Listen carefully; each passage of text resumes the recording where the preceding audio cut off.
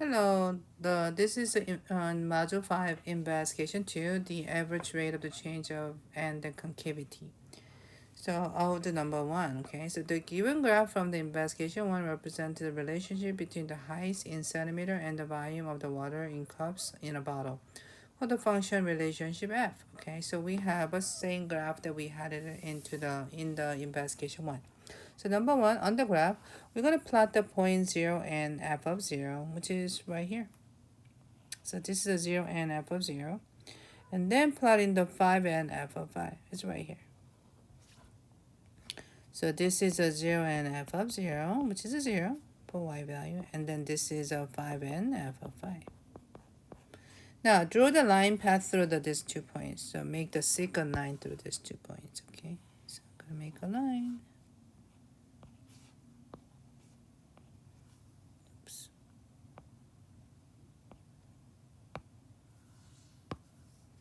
Okay, so that's a B. And then determine the slope of the line you draw by estimating the value for f of 0 and f of 5. So I want to say f of 0, of course, is going to be 0, 0. F of 5 is about, if you reach to the y-axis, I want to say about 23. So the slope is y2 minus y1 over x2 minus x1, which is y2 is 23 minus 0. X2 is 5 minus 0, which is 23 over 5. And then you get the 4.6. That's a slope. The letter D. What does this slope represent in the context of this problem? So the slope that we have, we can call it as a constant rate of change because it's from the curve. So we have to say that that slope is the average rate of change and between the height of the water in the bottle and then the volume of the water in the bottle over from the interval from the 0 to 5 cups. Okay, so it is clear that as the volume of the water in the bottle changes from the 0 to 5 cups, the water height does not change at a constant rate with respect to its volume. However, the slope of the line connecting the 2 points with respect to the constant rate of the change of the water height with respect to the water's volume that would achieve the same net change in the water height that was achieved by the actual function. So for the same change in the volume. So this is a function's average rate of the change over the interval. So in E, it is often used to determine the constant rate of the change, which is average rate of the change on this case, over the smaller and smaller intervals of the function's domain. So discuss with your classmate why you think that it might be useful. Provide your answer below. Okay, so in the app, what we're gonna do is we're gonna make the smaller, actually the segment that to make the line. Okay, so on the number 1 in f from the 0 to f of 0 connecting the 1 and f of 1, and then we have the secant line, and then b is from the 1 to f of 1 make another secant line, and then from the 2 to f of 2 to the 3 to f of 3 another secant line, and then from the 4 and f of 4, then the 5 and f of 5.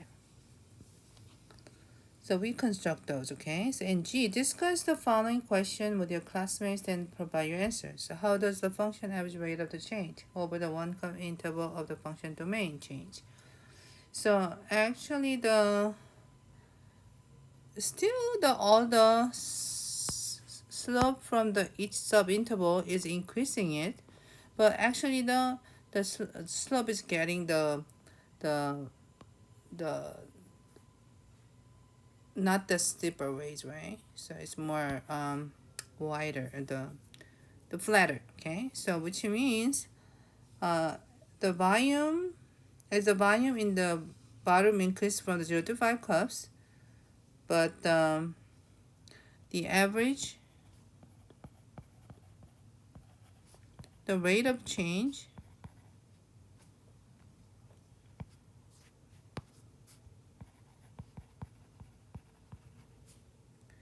actually the over 1 curve interval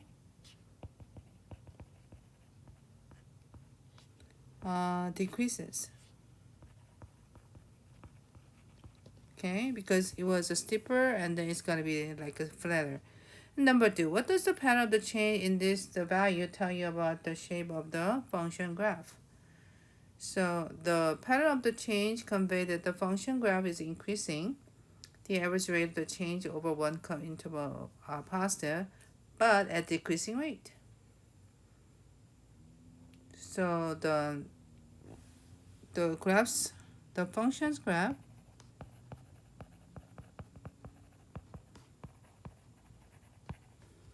actually increasing. Yeah, it's not decreasing, right? With uh, the average rate of the change over 1 curve interval positive, but with the at a decreasing rate. So average rate of the change over 1 curve interval is decreasing. So this means that the graph is curved downwards. So the graph will curve the downward. Then that explains that we call the concave down. Number 3, what does the pattern of the change in these values tell you about how the height of the water in the bottle and the volume of the water in the bottle are changing together? So this pattern change of the convey that the height of the water in the bottle is increasing, right? Of course, it's a height of bottle because you're pouring the more water, right? So the height of the water in the bottle is increasing as the volume of water in the bottle increases, but a decreasing rate.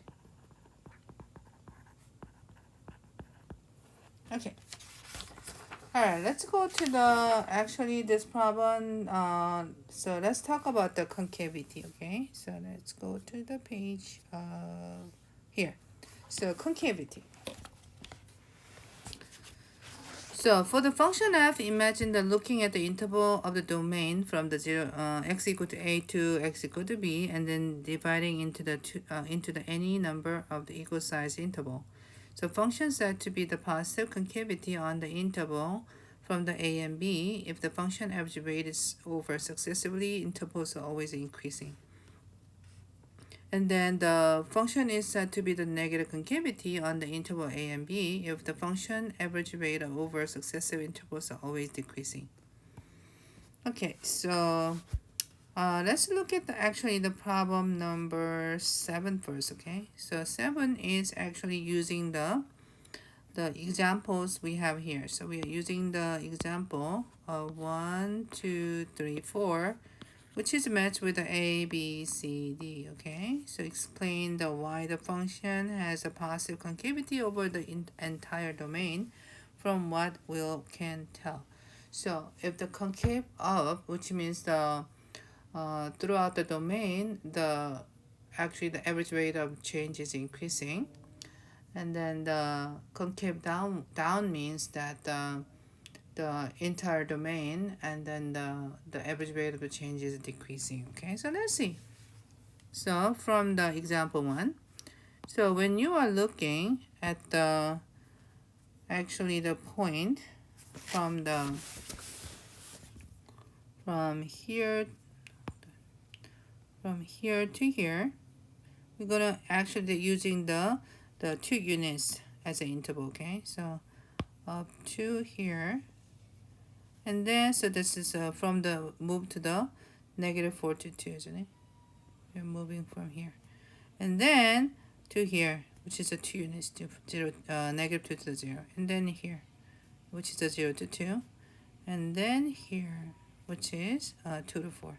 Okay, so it moves the 2 units. Okay, so But as you notice here as a slope for this one, which is from the 4, right? From the 4 and then it down to 1, right? So it's a down, so I want to say -3 over and then 2.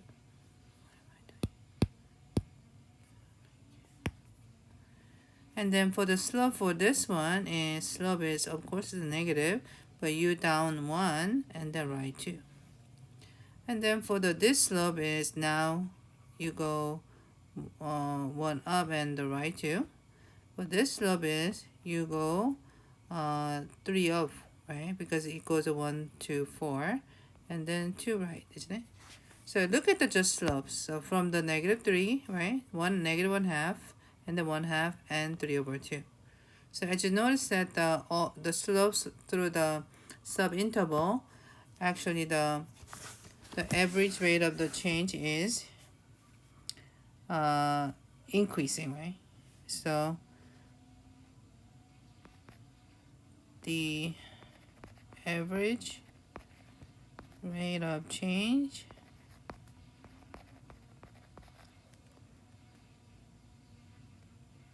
is increasing. So start from the negative and then become positive, okay? So this is what we call the positive concavity, which means concave up. And then is this second one is also the positive concavity. So here, find the slope from here to here, to here, to here. So every 2 units, okay? Move to the right. So the slope for this one is, it goes 10 to 2, which is going to be the down 12 over 2, which is -6. For this slope is actually down 2 to 5, which is a down 3 over 2. And this slope is actually the down 1, and then you go to 2 units, okay? So if you check that out as a slope, -6, -3 over 2, and then -2. So numbers getting the larger, right? As the average rate of the change, okay? So this, the average rate of the change is increasing. So that's why this is a concave, positive concavity, which is concave upward. Number 3 is a negative concavity because for the first slope I'm talking about here to here, which is it goes to the slope for this one is go up to 7 over 2, and then from here to here, right, which is between 4 and 5, right? And then this slope is actually the 3 over 2. So when you look at the slope 7 over 2 and 3 over 2, numbers getting smaller, isn't it? So the average rate of change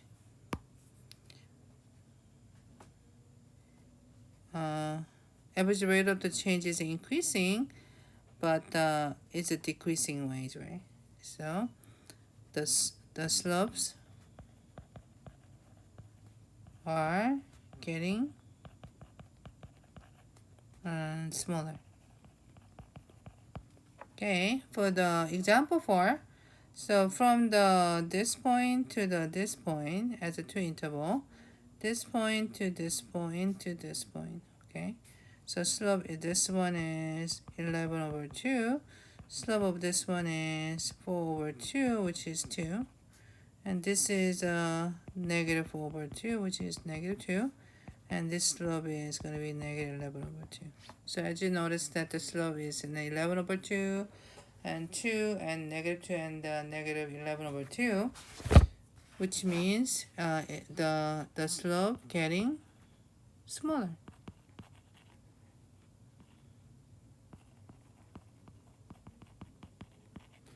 Smaller by the subinterval. So that's why this is going to be the negative concavity. So slope is getting bigger and bigger. We call the concave up, which is a positive concavity. And the slope is getting smaller and slopes throughout all the domain.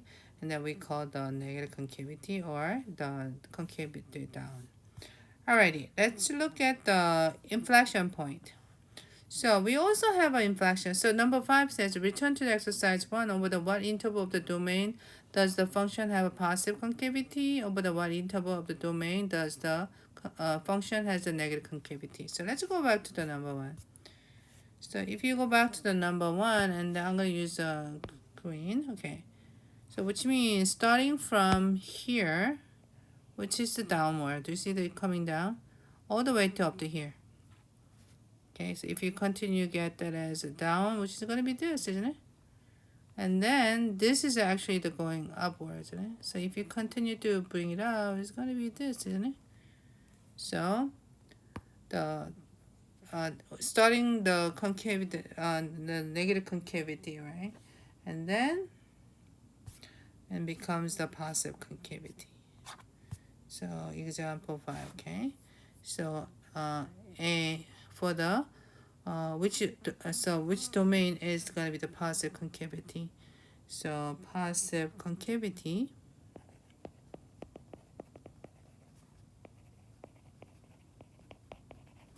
is from the 5 cups to 10 cups, and then the negative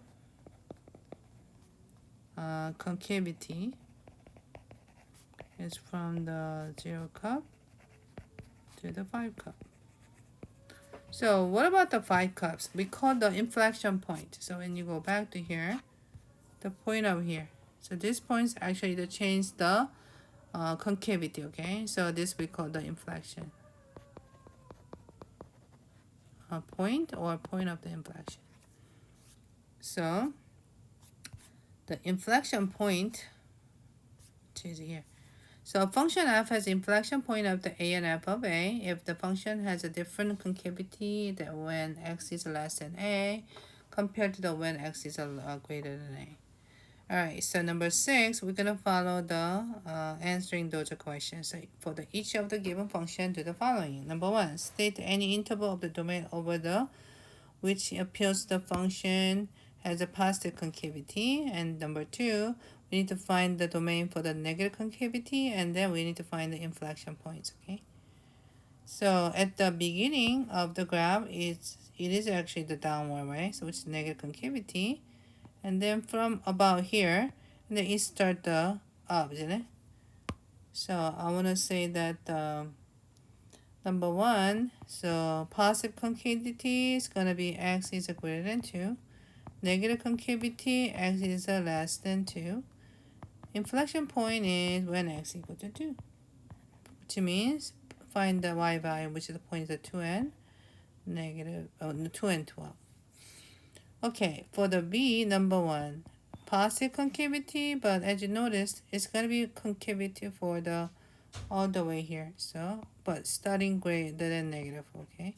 Because the radical function is a domain, x plus 4 always should be the positive number, or equal to 0.